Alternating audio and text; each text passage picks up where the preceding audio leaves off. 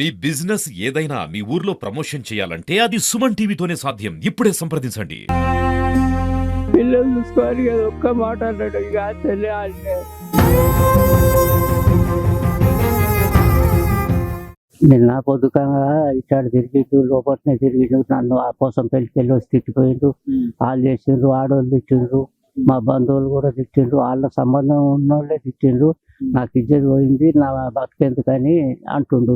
ఎందుకయ్యా నువ్వు పిల్లలు చూసుకో, మమ్మల్ని చూసుకోండి, మేము పెద్ద మనుషులు మమ్మల్ని చూసుకొని రాదు. ఆ ముచ్చట అయింది, అయిపోయింది అన్న. అలా నేను సంగతి గిట్ట చేసినని కలిసి అన్నాడు. అంటే ఊకురాదని నేను ఎప్పుడు చెప్తానే ఉన్నా. ఇంట్లోకి వెళ్ళి బయటికి వెళ్ళకుండా కూడా అట్టే ఉన్నా, బయట కూడా పోతలేదు. ఏదన్నా ఇది ఏ కథ అని కూడా అనుకుంటున్నా. చివరిగా ఏం చెప్పిండు, ఇటాడు తిరుగుతుండు. ఆయన మనసులో పెట్టుకొని ఓ రాత్రి కూడా లేచిండు, లేచి ఏం చేసిండు అది తెలియదు. మాకు నిద్ర లేక నేను అట్టే వాడుకున్నా. తెల్లారి గట్ల గంత గట్ట ఎక్కువ ముచ్చట్లేదు. నీకేమైనా చెప్పినా నిన్న మొన్న? నేను చెప్పలేదు, ఏమి చెప్పలేదు. పిల్లలు చూసుకోవాలి కదా ఒక్కటి చెప్పిండ. పిల్లలు చూసుకున్నారా? పిల్లలు చూసుకోవాలి కదా ఒక్క మాట అన్నాడు. ఇక చెల్లి ఆయన మనసులో పెట్టుకొని తిరుగుతుడు. గాళ్ళు గట్ట తిట్టిరు. పొస పెళ్ళికి వెళ్ళి వచ్చి నేనేం పాపం చేసిన అన్న కాడికే మాట్లాడిండు. పోయింది పోనీ, ఇప్పుడు ఏంటో ఊరోళ్ళు బెదిరించారా? ఊరోళ్ళ వాళ్ళు బెదిరేయాలి. అది ఓన్లీ బొమ్మలు మొన్న సచిన్ తెల్లారి వాళ్ళ బాబాడు వచ్చిండు. 11 అయింది. నేను పక్క పట్టలేదా అంటే ఆయన వచ్చిండు. అరే పాట పెట్టుకుండు కదా అని పెద్ద బామ్మాడు అన్నాడు. అని నేను ఇటాడు తిరుగుతున్నా. వాళ్ళు ఆయన చూసే వరకల్లా ఈయన బామ్మాడిది. ఇంకా నేను కూడా ఏమనేటట్లేదని నేను కూడా పోయి లోపల పట్టుకున్నా. ఆయన కొడదామని వచ్చిండు. పాట పెట్టుకున్నానే చెప్పుకుంటా పోతుండు. అంతే. మాట్లాడిండు. ఆ రోజు సాయంత్రం నేను వెళ్తున్నా అన్న టైంకి తిను, మంచిగా ఉండి, ఏం పిక్కర్ పెట్టుకోకు, ఏదైనా ఉంటే తర్వాత చూసుకుందాంలే, మంచిగా ఉండి, పిల్లల్ని మంచిగా చదివించుకో, మంచిగా ఉండి అని చెప్పి పోయినాక ఈ రోజు పొద్దున ఫోన్ వచ్చింది, వచ్చేసినాం. ఫోన్ చేస్తేనే అక్క వాళ్ళు, మేము పెళ్లికి పోయినాం. అక్క బిడ్డ పెళ్లి ఉండే కదా, పెళ్లికి వెళ్ళినాం. ఈ రోజు నిన్న 16 పండుగ అయింది. ఈ రోజు అక్కడ 16 పండుగ ఉండే. ఇంకా పొద్దున ఫోన్ రాగానే ఎమ్మటే వస్తూనే ఉన్నాం. చెప్పినాం, ఫోన్ చేస్తూనే ఉన్నాం. అక్క ఇన్నే ఉంది, రెండో అక్క కూడా ఇక్కడనే ఉంటుంది. పెళ్లికి కూడా ఆమె రాలేదు అసలే, పెళ్లికి ఇక్కడనే చూసుకుంటుంది. మా అక్క కొడుకు కూడా ఇన్నే ఉండు. మొత్తం ఓన్లీ డిన్నర్ మంచినే ఉంటాడు అనుకున్నా. ఇంకా మనసు ఇరిగిందా మరి ఎట్లనో తెలియదు. ఇంకా ఇబ్బంది ఏం లేదు. వాళ్ళు వాళ్ళ పేర్లు రాసిరు. వాళ్ళు ఫోన్ చేసి ఏమో అన్నారు అని తెలిసింది. బామ్మార్దులు ఇద్దరు. వాళ్ళ మేనమామ చౌట లింగోటంలో వాళ్ళ బాబాయ్ ఉంటాడు, ఆయన అన్నారు అంటారు. చేస్తూనే ఉన్నంట 2-3 రోజులకు ఒకసారి ఫోన్ చేసి టార్చర్ పెడుతురు. ఇట్లా మీ భార్య చనిపోయింది, మా అక్క చనిపోయింది, నువ్వు కూడా చనిపో అంటారంట. అట్లా కూడా అన్నారంట. అదే దినాల రోజే పోతున్నానే, అన్న వెళ్తున్నా, మంచిగా ఉండు, జరా అన్నం తింటలేడు. 3-4 అయినా తింటలేడు. అట్లని తిను, ఏం కాదు, మళ్ళీ పెళ్లి చూసుకొని వస్తాంలే అని మేము అట్లా చెప్పినాం. మంచిగా ఉంటే వీళ్ళు కూడా అక్కడికి వచ్చేదే ఉండే. నేను తింటారా నాయన అన్నం తిన్నాడు. అదే పోయి నేను ఉరిగిన పిల్లలు వండ పెట్టుకున్నా, పంతలేరు. అదేంటి పండుకోరు నాయన, పండుకోరు అంటే పని. అయినాక పోయిండు, పెట్టుకొని వచ్చిండు.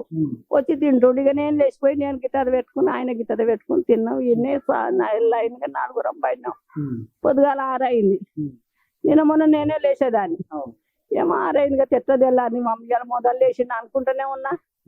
ఆ బేడని తీసిండు. గిడ మిక్సర్ ఉండి, ఆ మిక్సర్ తీసుకుపోయిండు, ఇంట్లో పెట్టిండు. పోతులు వస్తాయి అనుకుండు ఏమో అని ఇంట్లో పెట్టిండు.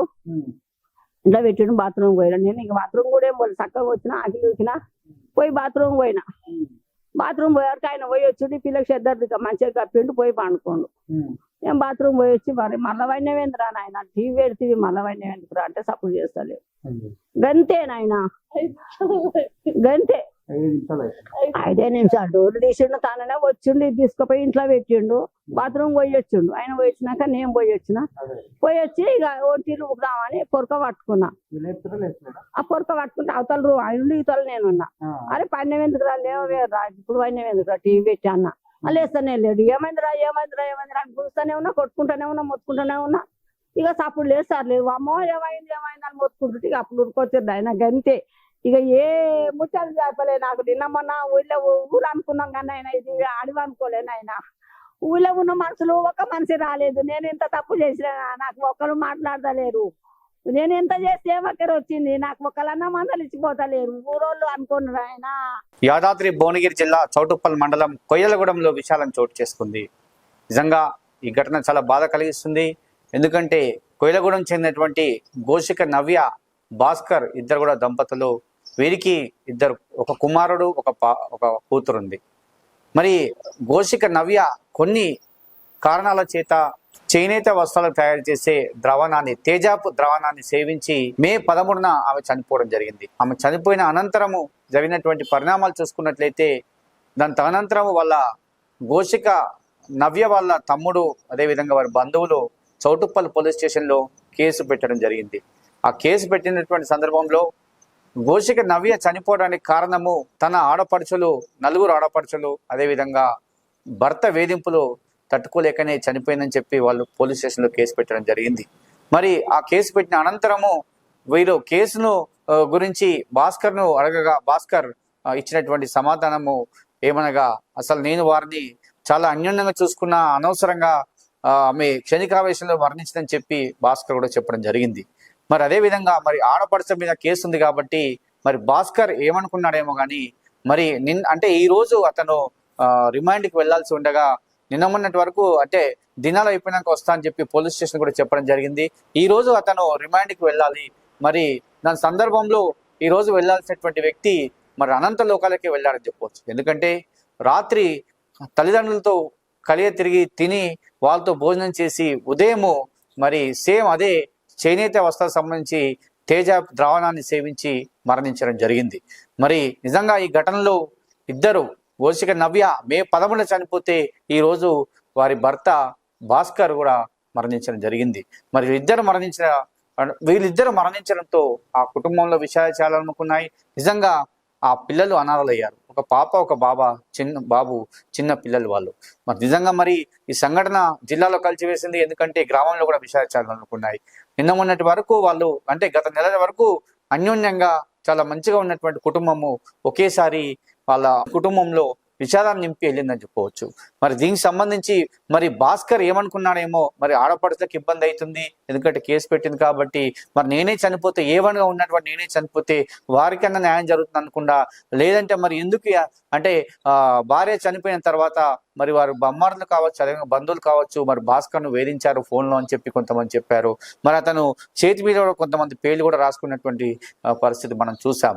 మరి నిజంగా ఈ సంఘటన కొయ్యలగూడెంలో విషాదం నింపింది. ఎందుకంటే గ్రామంలో కూడా చాలా మంది ఈ కుటుంబము నెల వరకు మంచిగా ఉన్నటువంటి కుటుంబము ఒకేసారి నెల వ్యవధిలోనే అంటే 15 రోజుల్లోనే నవ్య భాస్కర్ చనిపోవడం అయితే బాధ కలిగించిన సంఘటన చెప్పవచ్చు.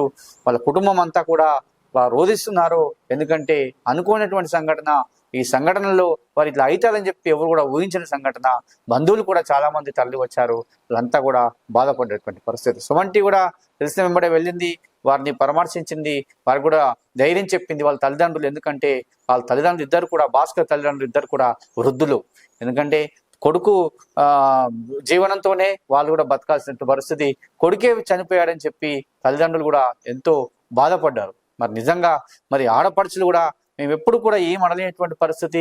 ఆమెనే క్షణికావేశంలో చేసుకునే నిర్ణయము, అనవసరంగా మా పైన వాహనాలు లేపి మా తమ్ముడిని కూడా వాళ్ళంతా కూడా మా అన్నను చనిపోవడానికి కారణంగా చేసింది. అటు ఆమె చనిపోయింది, ఇటు మా తమ్ముడు భాస్కర్ చనిపోయాడని చెప్పి వాళ్ళు కూడా బాధపడేటువంటి పరిస్థితి. మరి నిజంగా ఈ ఘటనలో మాత్రము క్షణికావేశంలో ఇద్దరు చనిపోయి పిల్లలను మాత్రం అనాథం చేశారు వాళ్ళ భాస్కర్ తల్లిదండ్రులు కూడా. ఎందుకంటే వృద్ధులు కాబట్టి వాళ్ళు కూడా ఎటు వెళ్ళలేని పరిస్థితిలో ఉన్నారని చెప్పవచ్చు. నిజంగా మరి చాలా బీద కుటుంబంలో పుట్టినటువంటి వీళ్ళు చేనేతకు సంబంధించి వస్త్రాలు తయారు చేసి సంపాదించుకునేవారు. వీరికి భూమి కూడా లేనటువంటి పరిస్థితి, ఒక చిన్న ఇంట్లో ఉన్నటువంటి పరిస్థితి. మరి నిజంగా ఈ బీదరికంలో పుట్టినటువంటి వీరు నలుగురు అక్కలు, ఇద్దరు చెల్లెలు, ఇద్దరు అక్కలు ఉన్నటువంటి వాళ్ళందరూ కూడా పెళ్లిళ్ళు చేసి పంపించినటువంటి సందర్భంలో మరి ఎంతో కష్టపడ్డాడు, పనిచేస్తాడు. కానీ వారి పిల్లలకు మాత్రము ఇప్పుడు తీరని ఆక్రోశం మిగిల్చి వెళ్ళాడని చెప్పవచ్చు. కాబట్టి మరి నిజంగా ఈ ఘటన పైన ఇంకా దర్యాప్తు చేయాలి. ఎందుకంటే కొడుకు కోడలు ఇద్దరు కూడా చనిపోయారు. మరి ఈ దీనికి సంబంధించి ఇంకా దర్యాప్తు చేయాలని చెప్పి కుటుంబ సభ్యులు కూడా కొంతమంది మనతో వేడుకున్నటువంటి పరిస్థితి. మరి ఏది ఏమైనప్పటికీ శనికావేశం చేసుకున్నటువంటి నిర్ణయం మాత్రము తీవ్రంగా కలిసివేసిందని చెప్పవచ్చు. ఆ కుటుంబంలో మాత్రం విషాదాలు అనుకున్నాయి, గ్రామంలో కూడా అనుకున్నారు. ఇది కోయలగూడెంలో ఉన్నటువంటి పరిస్థితి. కెమెరా అరుణ్తో శరత్. పిల్లలు చూసుకోవాలి కదా, ఒక్క మాట అన్నాడు ఇక చెల్లె